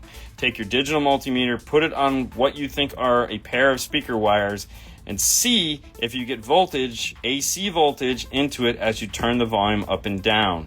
If you do not, you've either blown up the radio or the load resistor isn't working. But typically a Toyota will not cut audio without load resistors. It just doesn't work properly. So at that point, I would put it back to factory, turn it back on, and see if it works. If it doesn't, you're going to need a new radio. Toyotas are very temperamental radios, especially if you cut the harness. Don't cut the harness. Never cut the harness, especially if the wires are light purple pink with stripes. Those are aluminum. You don't mess with those. You just get a T-harness. If a T-harness exists for your car, it does. It does. It's from PAC. Yeah. PAC and Metro both have them. Yeah. Sounds like a pretty pricey fix. Yeah, at that point, I'm putting in a new radio. Yeah, no kidding. Which is a lot of fun. So, but anyways, that's what you want to do on your Toyota. Yeah. It's going to be a fun day. It's Thursday. We'll probably have this thing done sometime tomorrow. We'll come on and show you what that thing looks like. The big 12-inch Heighten looks like in the dash. I'm curious myself. I really want to get to that point. Yeah. I was tempted to just put it in but I have so much other stuff I need to do before I get to that point. So, use the T-harness from PAC. Thank you. How can I buy you a beer? I don't drink beer. It's okay, though. If it works and we solved your problem, that's thanks enough. There you go. That's it. Yeah. Knowing to ask the question is fantastic. I love my Horizon 10. Tomorrow is payday. Not for us. Team forgot to tell you DD Audio did away with their solderless RCAs, so Resonix it is. Oh, very nice. Oh, Resonix are good. Yeah, Nick has been trying to get me to use those forever. He's like, oh man, I think these would be yours. But before we leave, before we go, if you are looking for any piece of car audio, any piece, amplifiers, speakers, sound treatment, head off to morelhifi.com. That's the place that you can find some very, very nice equipment from low price to very expensive price. morelhifi.com. Thank you for being sponsor of the show. Boom. See you guys. Yeah, I mean, I'm sure. I mean, where's the sparkles? Sparkles? Yeah. Sparkles there we for go. Winners. I know. That's why I'm trying to put up some sparkles. Oh, I guess these are the sparkles. What are these? Hold on. There we go. Ooh. Sparkly. Hey, why don't you turn it on? Oh, boom, right? Oh, you gotta shut your door. You gotta shut your door. Silly. Can you give me the control to shut off? I don't need your sister. Aloha. Hello. That looks nice. Howdy. Hey. Yo, happy Friday. Good afternoon, guys. Good afternoon to you. Welcome. Hey, yeep. Wheelies. There you go. So there it is. There's the 12-inch Stinger Horizon. Yes, it is the Horizon. Yep, that's it. So there's it in all its glory, sparkling. Okay, so let's turn this off. Let's talk real, right? Or that's what we have to do. Real. Could you grab me one of the lights? You know what? Here, lights? You hold this. Real raw radio. I'll get the light. What's going on, guys? Yeah. Okay. Morning here. Let's get the bad out of the way before we get to the good. You don't have to point it at me. Me. No, because we need to look at Sure. this. All right, it's so very white. we want to come in. All right, hold on. Okay, So first things first, one of the questions yesterday was about the air conditioning. So if you have a Jeep, you know, look over here, that you have these, 4 of these going across the front of the car. Now this one stick out. They stick out. All right, so originally, and according to the previous instructions, there's a piece of felt that goes in there that you can see. You can see it there. You can see the felt. They give you the felt to blacken the hole, all right? And they come pre-cut. They're actually really nice, really easy to put on. They're stretchy. They go on. Awesome. But I mean, not just to cover the hole, but also protect the yeah. I mean, it's paint. it's a nice finish. Well, you got to see inside of the hole. All right, so but what you're seeing is the grill, the little air duct piece is gone. Yeah, it's right there in the corner. Yeah, so nowhere on the instructions does it say to remove these. The problem we're running into is there's no way to put these, whether they be horizontal, vertical, that you could then use these to control the air conditioning. And the reason why, if you point your light right there, you see that bar, that little bar in the corner. Hits the grill. Hits the grill, yes. Now, the only way we could get it to actually work with that in there is if the vents were out like this, which to me just made absolutely 0 sense. Now, on the instruction says you gotta close them. Which... That doesn't make sense, right? No, because closing it is so you can put the tape on, but they never tell you to open back up. And then when they're actually showing you put it on, they're closed. Which, okay. So, what you need to do if you're planning on doing one of these is you do have to take the gauge cluster off if you're going to do a speaker swap. Because to get this speaker out, this has to come off. Yep. So this one is super easy. Yeah. Because you're going to be taking it apart anyways. There's 3 screws on the back. The whole thing comes apart. You can remove the grill. You can remove the air blower from it and then put it back together, screw it into place. Yeah. This one doesn't actually ever have to come off for the installation. So this one is a bit more difficult because this is the airbag. So to get this one off, when you're disassembling the car, this trim piece is already going to be off. So there's screws behind here. There's this trim piece here that has to come off. This oh shit bar has to come off. Now this one doesn't have to come out, but it's easier because it's easier. It's just the clips. It's only 2 screws, and you've already got. It's actually this side is a one 10 millimeter and another 10 millimeter in the corners. Yeah. Yeah. But you're already going to have all of this off anyway, so just pulling this off is pretty simple. Plus, when you pull this off, the clips like to stay in place or fly into the glove box. You'll have the glove box off anyways when you're doing this, so that's not a remove. But there's 2 14s or 12s? 13s. 13s. There's 2 13s that hold this whole assembly in place. So what you have to do is pull those out, then you slide this forward, and then you can get to the back of this to remove the 3 screws, pull it out, disassemble it, put it back in, put the screws back in. So this whole piece isn't gonna come out. And once you do that, then the air conditioning becomes much more functionable, and it's gonna work fine. So you definitely want to remove these, which was one of the questions when we first saw this back at SEMA 2 years ago, or a year ago, wherever it was. And I was like, do you have to? No, it goes right over it. And I'm like, how? And now we know it doesn't. So outside of that, the instructions are really right on. Like they walk you through. There's a couple harnesses that they just pass over, and you're like, well, what are these for? And they're for accessories, but they don't tell you to plug them in and save for later. So like there's the accessory harness that goes off to the control module for the lighting, and it plugs into the radio, and it says data. But then it goes nowhere. And because it's not part of the actual basic install, they don't tell you just to plug it in and save it. So it's like, okay, that was kind of stupid. So that we had to, just kind of figure out that's where it needs to go. Now, as far as controls go, your volume control. Somebody says, can the optional volume knob go on when you do the Jeep kit? Well, you don't need the optional volume knob when you're doing the Jeep kit because your factory volume still works. Yeah. So you have volume here. You have volume on this in the back of this steering wheels, right there. Look at the screen, not no. And then you also have volume right here on the screen. You don't need a 4. So there's already 3 volume controls on here. Yeah. So there's that. There's that, and then this does the channels. So do you hear that? What is it? Is it nature calling? Popping. No, that was. That's what I'm saying. Yeah. So it's got plenty of control when it comes to that. These are presets, so they give you this cool little until you actually. And there you go. Yes. As you see right there, that's the microphone. Microphone is located It's next to it. right in the top of it. So.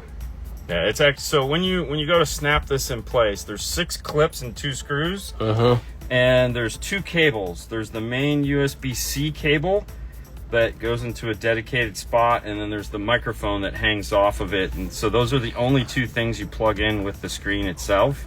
Everything else is already securely mounted into the dash. The installation on this is nicer than the High 10. The High 10 has gone through a lot of adaptations over the years. This one is more in line with how we originally did the High 10 install, where we changed the way it looks. So they've not that I'm gonna say they adopted it from us. They didn't. They just figured out a better way to do it, which is the way we did it. So installation wise, it's still a lot. It's still it's 10 pounds of shit in a 5-pound bag, but it goes in much nicer, and it actually, you can get everything, and you don't have to put 200 pounds of pressure on it to get it into the dash. It all just kind of goes in. The one suggestion I would make is that every wiring harness that can be left out or pulled out while you're getting it into the dash, do that. We found that much easier. That you get it screwed in, and then you start tucking in like the RCAs and that extra data harness and all of the other stuff. The main harness is the only harness that has to get jammed over into the side, and that's a funny one too, because it's like a delicate shift between getting that in place and getting the radio in, because where they tell you to mount the brain, they tell you to mount it off to the right, when actually you should probably mount it off a little bit more towards the center, and that would give you more room for that harness to go in, because what I found is it was actually hitting that. So that was kind of like, bummer. But it all ended up working out. Everything went in, no problem. You know, it was just shifting. It just took more time to shift it around and get it just positioned right. But then once this goes on, it like hinges from the top and, you know, screws in really nice. And then it just worked. Like, you don't even have to turn it on. It works. Yeah, exactly. So I did what I was supposed to do. Backup camera worked. You have your media hub here.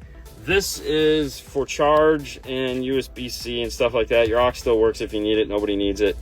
The CarPlay wired and Android Auto wired, if you're going to do it, is actually in the glove box here. So if you're going to need it, and it's a USB-C connection. So even though it is using USB here, it changes from USB to USB-C at the radio. So it is a higher charge, so to speak. Apparently, maybe, I don't know. But it is also wireless, so you don't really need any of these, but they all work, which is nice, because if you do want to charge your phone or anything like that, these are all dedicated charge now.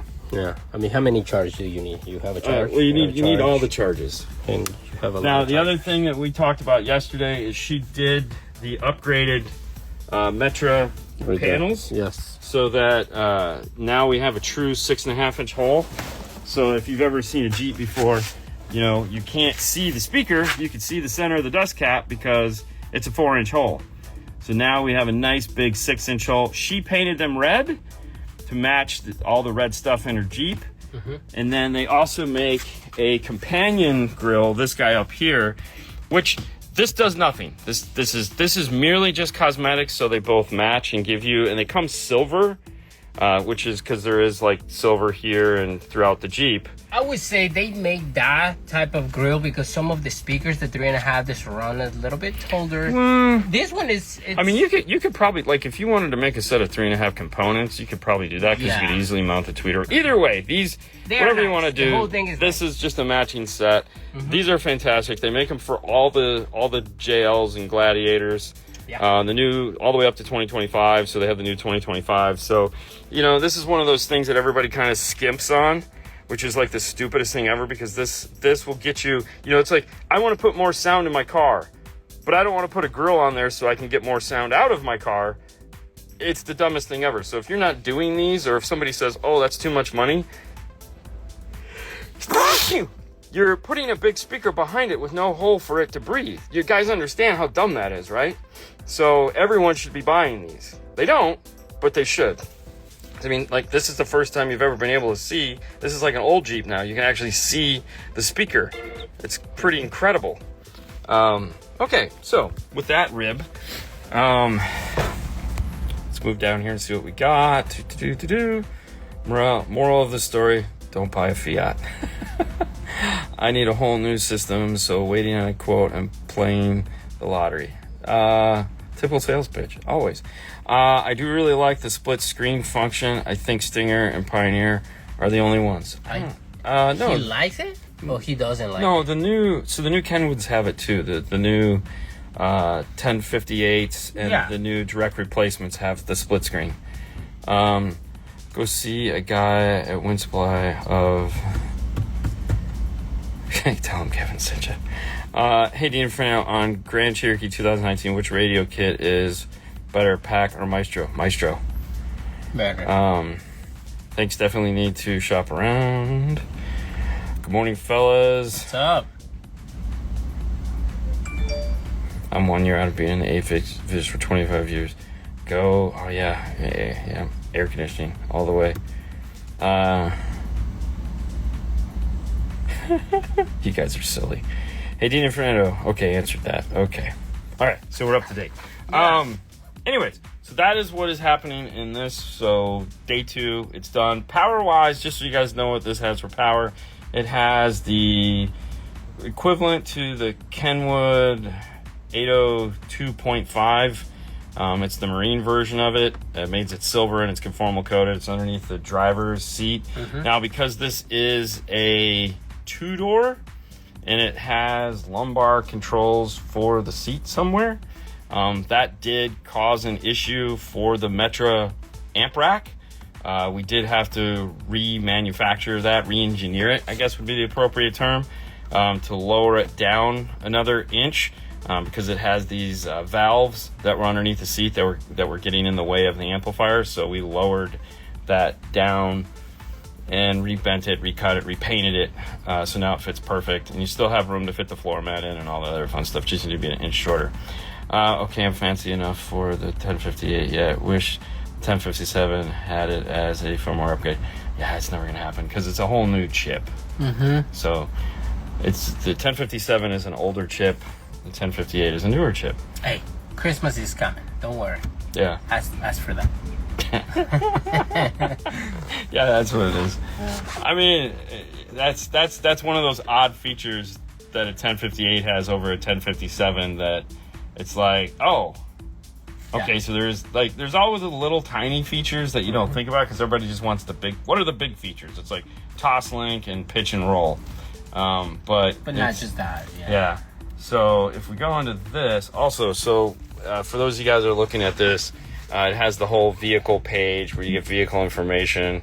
So this is like those kind of iData features where you get pitch and roll here on this radio. You get vehicle information, so it'll tell you the doors are open, the hood is open. It gives you your gauges, all the different gauges here. Performance, so you got, in case you're blind, off-road, drivetrain. So it'll actually tell you what the degree of the wheels when you have it running, that the wheels will actually turn with this. So this is a fully functional visual aid. So if you're trying to get like 15 degrees on the front wheels, it'll do that. It'll show you that. So that's actually kind of cool. And then big off button. And you just tap it, comes back on, and you come here. Audio wise, here's your audio settings. So they're all across the top. So you have EQ, which it has a giant EQ with a bunch of presets here across the bottom, which we've made one crossover. Front 1, front 2, rear and sub. Time delay, EQ, presets, and advanced. This is where you can turn on and off your toss link and stuff like that. And your balance and fader is where your subwoofer level control is at, as well as your on and off for subwoofer level and loudness. It also gives you a battery display to tell you how much voltage you have in the battery. So pretty nice amount of stuff to play with on that. We can shut that off. Oop, there we go. Yeah. Yeah. Fantastic. It is fantastic. Anyways, that's the 12-inch in all its glory.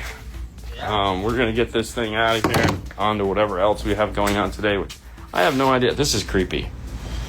Like a little baby alien skeleton attached to the front of her Jeep. Jeep people are... I like all the stuff that they have. So, pop that. So Fernando wanted to add a little extra touch to the fuse hole. If you see all right, so why... Here's her window. It says "Badass girl drive badass toys." So we put fuse for my badass system. So in red to match all the other red in the car. So hi. Is Stinger ever going to do their own iData and support more vehicles? So from what we can tell, this is not an official statement from anyone, is that they are going to make iData-like features for their radio and their radio only. So they're in the business of making their radios work in specific vehicles.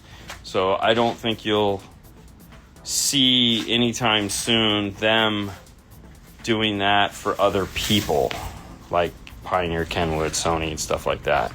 So I don't see that happening anytime soon. At least nothing that we've ever heard them say has reflected that sentiment. So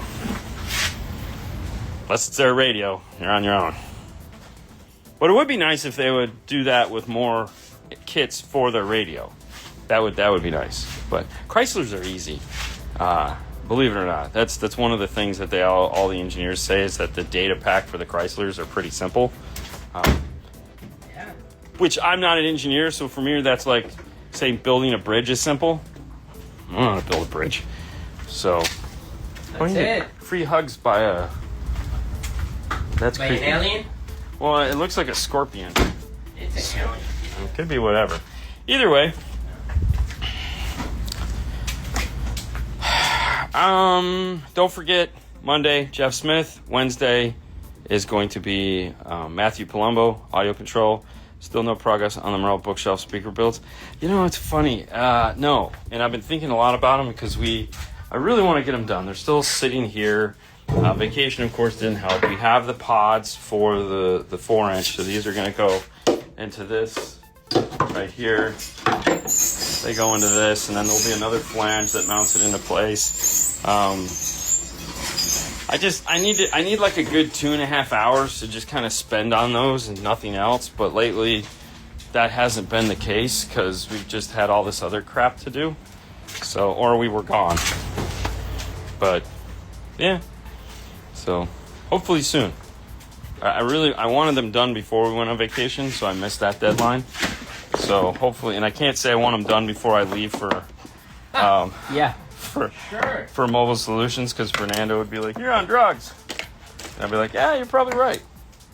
So we won't be doing that, but you never know. You never know. Probably not. We have too many guests coming next week, so yeah. You gotta stop sleeping. Sleep all the time. Yes, I know. Sue would laugh because last night I was prepping for the news. So after I got done with the live show, I was prepping for the news and I was reading, the longer articles that were like boring as shit, and just trying to like I think at the time I was reading the Pioneer article, and I'd been falling asleep, like literally just like. And Sue comes out, she's just laughing. And I woke up, and she's like, I should have took a picture. Because I was out. And I was like... Like one of those drunk people that they... Yeah, just asleep. Yeah, totally doing that. Sir! Yeah. I was out like a light. And, I woke up, and I was like, oh, okay, let's try this again. But, yeah. Anyway, so just turn it around. Turn it around? Oh. Hold on. Anyways, do you have a Jeep? Ooh, do you have a Bronco? Do you have a Bronco? Anyways, I know a page that you can go and check out a system for your Bronco or your Jeep. So MorelHiFi.com has a full system. For a Bronco. Full system for a Bronco, right? Also, you can put that one in a Jeep. Not the Bronco. The box? No, it's too tall. Ah, I don't know. We'll find out soon enough. we're gonna find out soon. But check MorelHiFi.com. That's the place that you can find some cool stuff about you off-road stuff. Mm. Yeah. And some sound treatment to make that thing not so cheesy. Oh, yeah. Yeah. Sound treatment is really good. Got a sound treat where that Bronco front is. Yes. Sound Now that treatment. you mention, hang on. Sound treatment. Let me show you the sound treatment, because the sound treatment is really good. Yeah, you like that? Hang on. I'm just watching you run around. Hang in there. You weren't prepared. No, and the amps and those are the amps for the VW. He's getting the coppers. Those were actually supposed to go in my car at some point.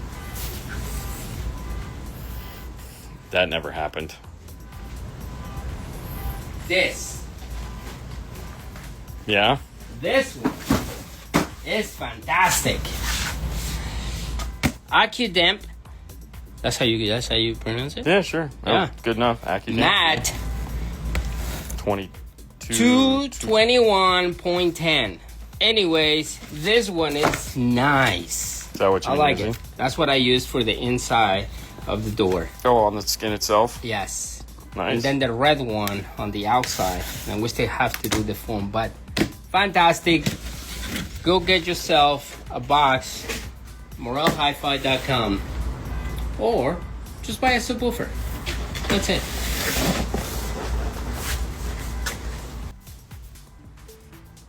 Glowing endorsement.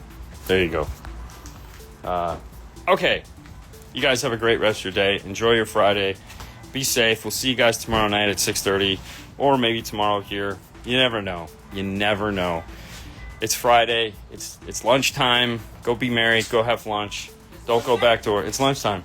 So we're gonna close? I think we should just go to lunch and not come back. No, dude, if I left for an hour, I would not come back. I don't know. Hi-Fi does that every day. What? He leaves work, goes home, eats lunch, and then goes back to work. I mean, a lot of people does that. I don't know of anybody that does that. Well, because I you would don't have never. a life. I would never go back. I would never come back. I would never, dude. If I made it home, first it takes. I mean, going home right now would take 20 minutes. Yeah. But I would never come back. I mean, We just have to do what Eduardo does. I would fall asleep. You know. Yeah. Yeah. Well, that ain't gonna happen. All right, guys. Have a wonderful day. Bye, guys.